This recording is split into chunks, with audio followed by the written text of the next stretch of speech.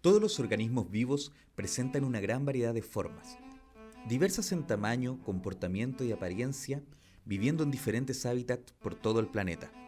Es difícil creer, a primera vista, que todas puedan tener algo en común.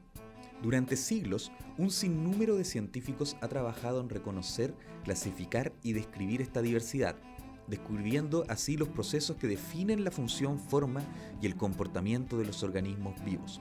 La biología es el estudio de la vida. Plantas, hongos y animales, que son la mayoría de los organismos que podemos fácilmente reconocer, con los cuales estamos más familiarizados y dentro de los cuales nos reconocemos, comprenden un grupo particular que llamamos eucariontes. De este grupo se han identificado 1.2 millones de especies diferentes. Sin embargo, se calcula que aún más del 91% de las especies de los ambientes marinos y el 86% de las de ambientes terrestres permanecen sin ser conocidas. Considerando las especies de plantas, hongos y animales que restan por conocer, el número total de eucariontes podría llegar a 8.7 millones de especies. Los procariontes, por otra parte, con sus dos grandes grupos, Archaea y Eubacteria, suman en total más de 1.000 millones de especies. Los organismos que a nuestra escala consideramos microscópicos realmente comprenden la mayor parte de la vida. Si bien una estrella de mar, un árbol y un ser humano son distintos, llamamos a estos organismos vivos, a diferencia de una roca u otro objeto que consideramos no vivo. ¿Cuál es la característica en común de todos los organismos que les permite organizarse de tal forma que los reconocemos como seres vivos? La célula es la unidad que forma parte de todos los seres vivos, es el lugar en donde empiezan todos los procesos. De hecho, un organismo vivo puede estar conformado por una célula o por millones, pero todos los organismos vivos de nuestro planeta están formados por células. El cuerpo humano, por ejemplo, incluye 10 billones de células, además de otros 10 billones de células adicionales de bacterias que viven en el cuerpo humano, lo cual eleva el número total de células en una persona al doble. Estos 10 billones de células se dividen en 210 tipos celulares diferentes, vinculados a todas las funciones vitales, desde transportar el oxígeno que permite la respiración, la absorción de nutrientes en el intestino delgado, hasta la arquitectura de nuestro sistema nervioso que permite la generación de los pensamientos y emociones. ¿Qué tan grande es una célula? Básicamente las células vienen en una gran variedad de tamaño, aunque una célula es el menor tamaño que un ser vivo puede tener. En su mayoría son lo suficientemente pequeñas para que no puedan ser vistas al ojo desnudo. La bacteria de mayor tamaño, Thiomargarita namibiensis, fue descubierta en 1999 y llega a alcanzar 1/3 de milímetro, es decir, 100 veces más grande que los mayores procariontes, pudiendo ser visible al ojo desnudo. Otro dato interesante, cuenta con su propio sello postal en Namibia. Pero aparte de algunas excepciones como la de antes mencionada, la mayoría de las células son microscópicas y solo fueron observables desde la invención de los instrumentos necesarios. Para entender mejor esto, primero tenemos que hablar de las unidades de medida. Al igual que en distancias y medidas a escala macroscópica, existen unidades para referirnos a los procesos y relaciones celulares e intercelulares.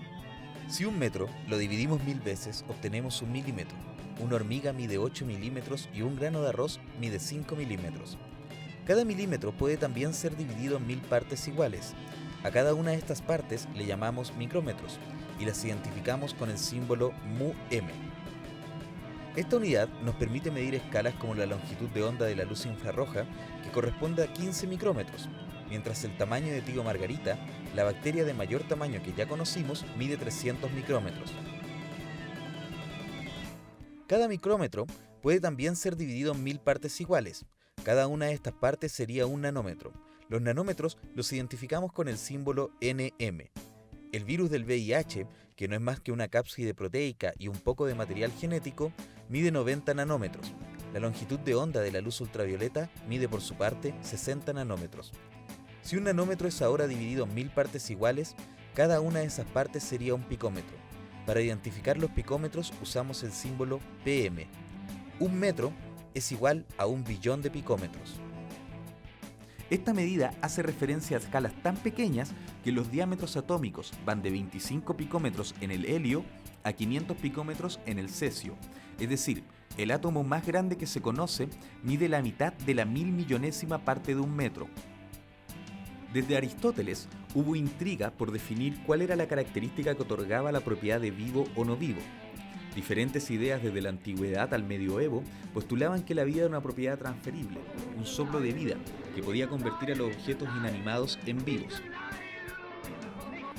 El desarrollo del microscopio permitió por primera vez observar la estructura celular.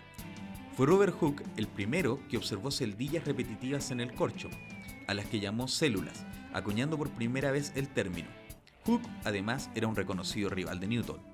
Pero Hooke solo observó las paredes celulares de células vegetales. No fue hasta que el italiano Marcello Malpighi, quien llegó a ser médico del Papa Inocencio XII, fue el primero en observar células vivas. Con el desarrollo de microscopios cada vez más potentes, los descubrimientos de la diversidad celular se hicieron más frecuentes. Destacaron las contribuciones del holandés Anton van Leeuwenhoek, quien incluso ha sido homenajeado con un cráter en la luna que lleva su nombre. Leeuwenhoek observó los primeros protozoos, observó también espermatozoides de humanos, ovejas y perros, y un sinnúmero de otros tipos celulares. Posteriormente, los fisiólogos alemanes Theodor Schwamm y Jakob Schleiden fueron los primeros en presentar una teoría celular, es decir, una serie de principios que reunían las bases del conocimiento que se habían logrado en los primeros años de observar células bajo los precorios microscopios de la época. Estos principios lograron separar qué era lo vivo de lo no vivo. En su primer principio, la teoría celular de Schwann y Schleiden señala: todos los organismos están formados por células. Esto quiere decir que si definimos las propiedades y relaciones de las células, entonces podemos definir las características de los organismos vivos, y que los procesos que tienen lugar en una célula tienen lugar de similar manera en las otras. Esto va de la mano con el segundo principio: la célula es la unidad básica de organización de todo organismo. Rudolf Virchow, el padre de la patología, que además lideró expediciones antropológicas a Egipto y Troya, fue quien planteó el tercer principio: toda célula proviene de otra célula.